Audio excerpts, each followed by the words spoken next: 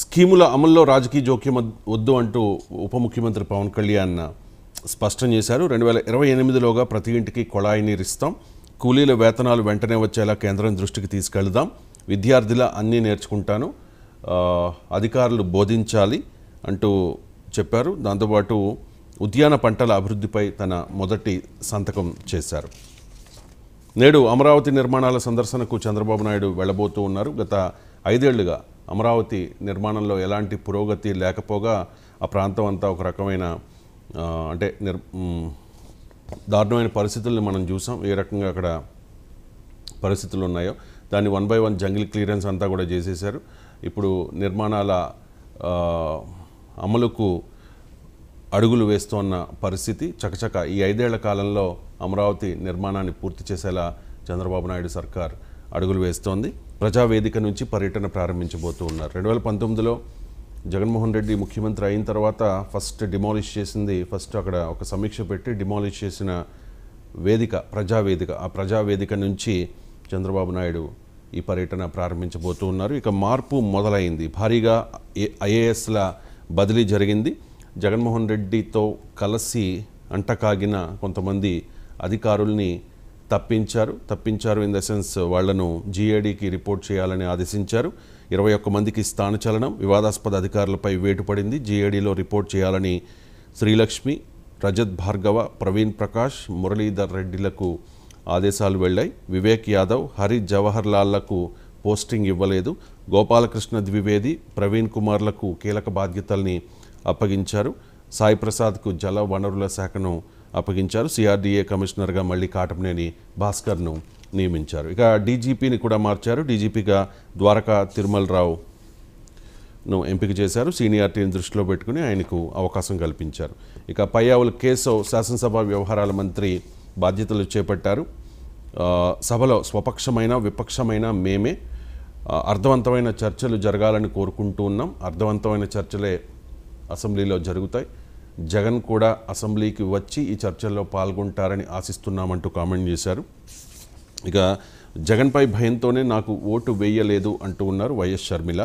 ప్రజలు బలంగా మార్పును కోరుకున్నారు అంటూ ఉన్నారు. రాష్ట్రంలో తాజాగా జరిగిన సార్వత్రిక ఎన్నికలు జగన్కు వ్యతిరేకంగా జరిగాయి. దాంతోపాటుగా జగన్మోహన్ రెడ్డి మీద భయంతో షర్మిలకు ఓటు వేయలేదు అంటూ కూడా కామెంట్ చేశారు. ఇక నెక్స్ట్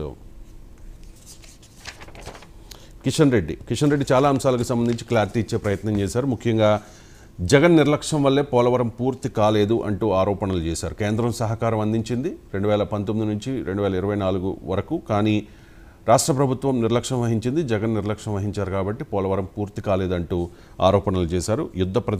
యుద్ధ ప్రాతిపదికన పూర్తి చేసే బాధ్యత ఎన్డీఏ సర్కార్ తీసుకుంటుందంటూ కూడా వ్యాఖ్యానించారు. ఇక తెలంగాణకు సంబంధించి సింగరేణి ప్రైవేటీకరణ ఉండదు అంటూ కూడా స్పష్టం చేశారు. అది కేసీఆర్ చేసిన విష ప్రచారం. గనులు కావాలంటే ఎవరైనా వేలంలో పాల్గొవాలి. బయ్యారం ఉక్కు కర్మాగారం సాధ్యం కాదు. ఫోన్ ట్యాపింగ్ దర్యాప్తు సిబిఐకి అప్పగించాలి అంటూ కూడా డిమాండ్ చేసిన పరిస్థితి. అలాగే విశాఖ స్టీల్ ప్లాంట్కి సంబంధించి కూడా మాట్లాడారు. విశాఖ స్టీల్ ప్లాంట్ ప్రైవేటీకరణ ఇప్పట్లో ఉండదంటూ క్లారిటీ ఇచ్చారు. దానిపై భయాందోళనలు అవసరం లేదు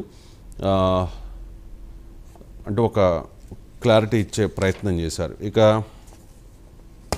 బీఆర్ఎస్ విషయానికి వస్తే జీరో ఎందుకు అయ్యాం అనే అంతర్మదనంలో ఆత్మసమీక్షలో ఆ పార్టీ ఉంది. లోక్సభ ఓటమిపై జూలైలో బీఆర్ఎస్ విస్తృత స్థాయి సమీక్ష ఉండబోతోంది. త్వరలో జరగనున్న స్థానిక ఎన్నికల సంసిద్ధతపై చర్చ, పార్టీ సంస్థాగత మార్పులపై దృష్టి పెట్టే అవకాశం కనిపిస్తోంది.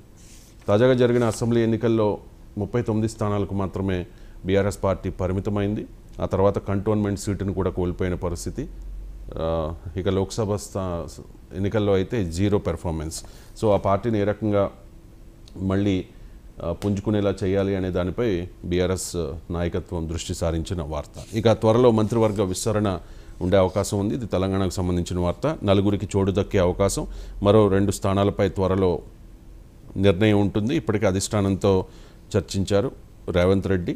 ప్రస్తుతం ముఖ్యమంత్రి కాకుండా మరో 11 మంది మాత్రమే క్యాబినెట్లో ఉన్నారు. సో మిగిలిన మంత్రివర్గాలను కూడా భర్తీ చేసే అవకాశం ఉంది. త్వరలోనే ఈ విస్తరణ ఉండబోతోంది. ఇక దశల వారీగా రుణమాఫీ అనే వార్తను చూడొచ్చు. మొదట ₹1,00,000 ఇస్తారు, తర్వాత ₹1,50,000 వరకు ఉండవచ్చు. 2 లక్షల వరకు అప్పు ఉన్నవారికి తదుపరి 2 విడతల్లో రుణమాఫీ ఉంటుంది. జూలై మొదటి వారం నుంచి 15 ఆగస్టు వరకు అమలు చేసే యోచన. ఒక రైతుకు 5 ఎకరాలకు మాత్రమే రైతు భరోసా ఉంటుంది. ఇక రుణమాఫీ అర్హత నిర్ధారణ ప్రధాన ఎజెండా. రేపు ఇదే ఎజెండాగా తెలంగాణ కేబినెట్ మీట్ కూడా జరగబోతోంది. 100 కోట్ల రూపాయల ముడుపులకు కేజ్రీవాల్ డిమాండ్ చేశారు. ఢిల్లీ సీఎం బెయిల్ను వ్యతిరేకిస్తూ ఎన్ఫోర్స్మెంట్ డైరెక్టరేట్ వాదనలు వినిపించింది. జూలై 3 వరకు కస్టడీని పొడిగించారు కేజ్రీవాల్కు. ఇక చివరిగా నిజ్జర్కు కెనడా పార్లమెంట్ నివాళి అర్పించింది. సో ఖలిస్తానీ ఉగ్రవాదికి నివాళి అర్పించడంపై, స్మరించడంపై భారత్ మండిపడింది. ఉగ్రవాదంపై పోరు కొనసాగుతుందని భారత్ స్పష్టం చేసిన వార్త.